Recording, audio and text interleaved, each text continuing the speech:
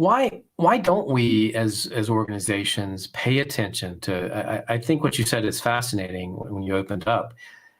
Why don't we think about focus and attention as being a valuable asset? How did we miss, why did we miss that?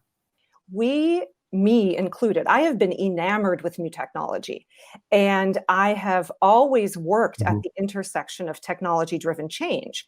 And from that experience, even back, in the 80s, when I started doing that work, SAP implementations and stuff like that, in all of tech-driven change, the emphasis was on the technology.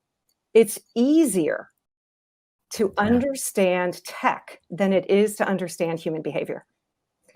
And I believe that there's something still true about that in today's world, with even being on Zoom versus, sometimes we could make the choice to do a telephone call instead of a Zoom call with someone we know well.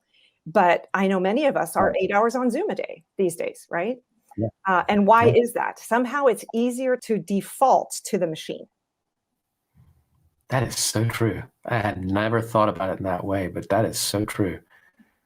Okay, that's really fascinating. So, the other piece of that, sort of on that question, is I feel like there's an over-reliance on data.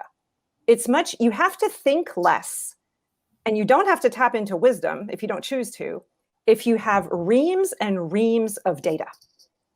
And people accept that, oh, well, that research paper says this, that statistic says this, therefore, let's make our decision based on this data.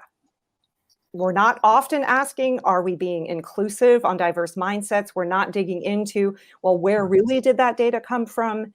And we're not tapping into collective wisdom of the team. Amen.